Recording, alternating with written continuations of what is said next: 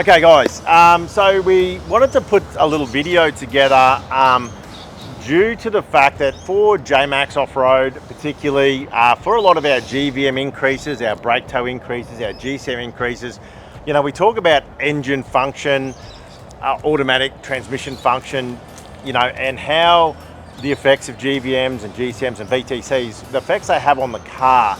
And we've undergone a lot of our own independent testing under LS16 for GCM, etc., and VTC. And whilst, you know, the vehicles are quite capable of a lot of these sorts of tests, it is very hard on the car.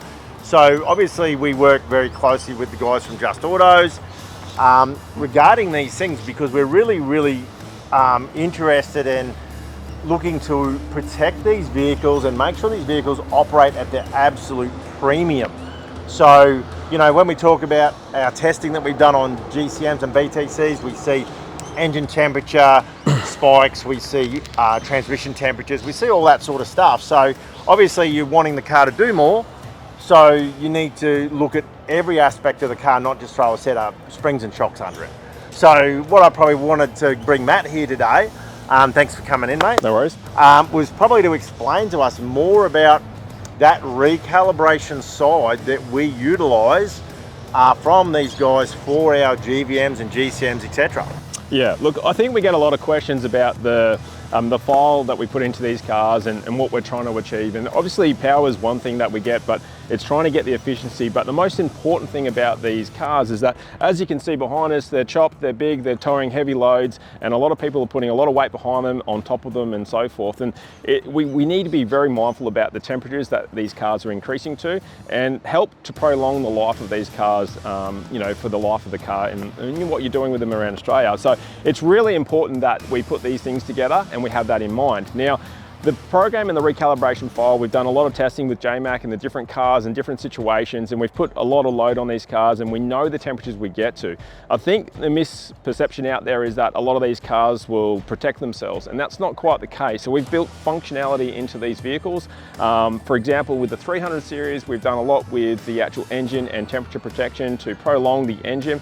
As soon as the engine starts to get up to temperature, either if that's in the EGT region or in the coolant temperature region, we're starting to pull back a lot of fuel to conserve that motor so it doesn't continually start to get hot. So the biggest thing you'll find there is if you're towing heavy loads on a very hot day up a big hill, you may get to the top of the hill and you have a lot of less power than you had before, but however, you have an engine that's still together and we're protecting that side of your asset. So that's really important to keep in mind, that we have that in place. A lot of our files aren't really giving huge gains in power. There is small gains in power, but it's where we're putting that power also.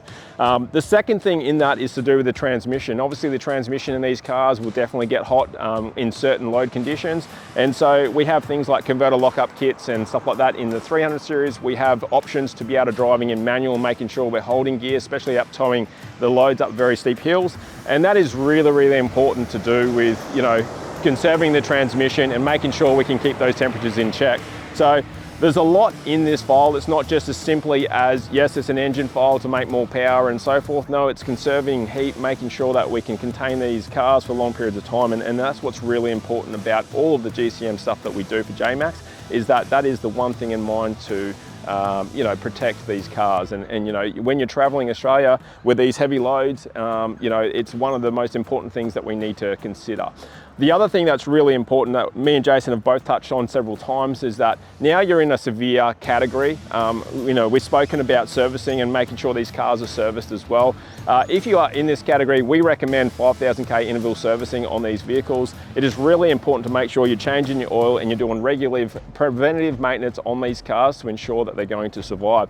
With more heat means, you know, there's a higher chance of oil degradation, and there's all these other elements that come into that. So we need to make sure that these things are looked after. So if you're carrying big loads, we recommend servicing your vehicle under the severe condition, which is stated in your handbook. And yeah, that's how we roll with that. Yeah, and so as a business, all of JMACX GVMs on these platforms, regardless of the platform, the GVM handbook actually states that now that you have your GVM, you must follow those extreme condition servicing. So that means oil and filter every 5,000. Yep. And, you know, the argument, you know, people will go, oh, you know, but it's going to be more cost. But at the end of the day, if you want more, you've got to do more. And I think that's always been our motto, is do everything and do it well and try to do it as safe as possible and put as many protection levels in there, and understanding that our customers aren't often mechanics, they're not mechanically minded, so we need to make sure that we're doing those things to ensure that, you know, they understand that you do have an obligation to increase servicing, you know, and stick with it, and the cars will do their job for a long, long time. It's so very true. I think preventive maintenance is key to prolonging the life of any car, but especially with hot conditions and towing and an increase of load, we just need to be mindful of it. And I think education around that is really important. So if you do have one of the GCM programs, definitely, you know, our recommendations are every 5. Oil is cheap, engines aren't. So yeah. And we also see, like, even, you know, people go, you know, modify that car. Well, even putting a bull bar has an effect on that cooling temperature in the front of that car. So simple things like that can even have an effect that people don't really understand, you know. And I think I saw a lot of posts where guys going, I've got, you know, on a standard car and all they had was a bull bar and they're having transmission heat spikes, and, you know, but it didn't have it from factory. Yeah, look, it is a really interesting subject. We've done a lot of individual testing around different components on cars, and that ranges a whole lot of different things. And definitely when you start to change airflow or increase load and you're changing the way the car drives, the characteristics of it, temperature is definitely a play, and you'll see spikes and movement of that, and that's something that, you know, we have to be mindful of. Yeah, and with your, you know, your big sump option that Just Autos offers as an option on these 300s, etc., to give them more volume of oil, which is more protection. Yeah. You know, and then we've gone with you guys and designed that bash plate with more airflow. Yeah, again, it's trying to maximize the car, reduce heat, get rid of temperature. So it's very important for those things. So yeah, adding a sump, adding more capacity, engine oil capacity to say a 300. You know, we got other things in place there that definitely do help with those temperatures. But overall, I think it's very important preventive maintenance and making sure those temperatures are in check, really. Yeah, and I think too, I think what we've seen in that Land Cruiser space, particularly over the years, is the tuning of just focused on power. Yes. We've had a lot of issues as a business, not us directly, but with vehicles where putting power into a car just puts more stress on everything, drive lines, all your componentry, but it also puts that stress on your engine. And then you turn around and say, hey, well, I'd love to have a tow increase or a GCM increase, and you've got all this power pumped into the car, and the reality of it is it's going to fail. Yeah, look, we definitely see that in this particular tune that we have for this program. You know, a standard car in a 300 series runs around 28 psi of boost pressure in both turbos. And we are still continually running that same boost pressure. So it's optimizing timing and fueling around those areas to ensure that we have that, by also having that protection with the EGT and coolant temperature protection in that. And that's how we can contain the heat and make sure we've got everything in check. But so it is really important. Yeah, and I think a lot of people that own a 300 have probably seen issues on social media, etc., with failures and things like that. So I mean, with any car, doesn't matter what the model of car or what the brand of car, everyone has their issues. That's just part of life. Nothing's perfect. However, yeah, from your experience, you know, as a business, particularly specializing in that 200, 379, you know, you guys would have done a lot of cars and had a lot of experience in that field. Yeah, we definitely do. We have a very good understanding of the failures and what's happened with those particular engines and why, and that reflects on some of the products that we have nowadays. And so it is obviously a big discussion around those particular items. 300 series is the hot topic. It's the king of the road as far as Land Cruiser goes, so obviously everyone's very interested about that. But ultimately, I love 300 series. I've got 3 of them. I'm looking at purchasing another one at the moment. I think they're a beautiful car. I think they can do everything you throw at them. They're a fantastic car. I think setup is everything, and understanding setup as well. So that's very important. So there's lots of different things to cover with the 300 series, and you know, it's too long to get into this video about all the different things. However, ultimately, I still believe that as a touring vehicle and towing these loads, they're a fantastic vehicle to suit those needs. Anyway. And I think interesting because you were the 200 guy. Yeah, I was. Like, yeah, I was. There's nothing better than a 200. You know, I remember going 200. You know, you loved them, and you know, obviously that. For you doing all that work on these cars, going, hey, the 300 is the pick. I think that's...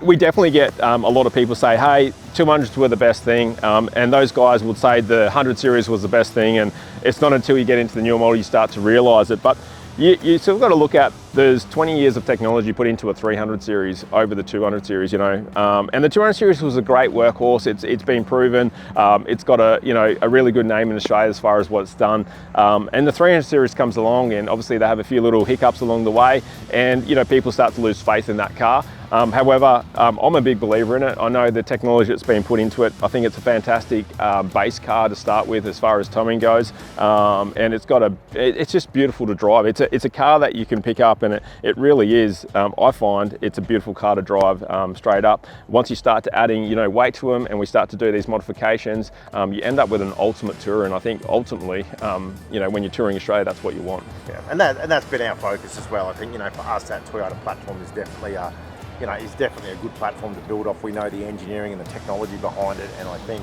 but again, I think it's interesting for people to understand, you know, what's involved, not just when we talk GVMs and GCMs and BTCs, which is our side of the fence.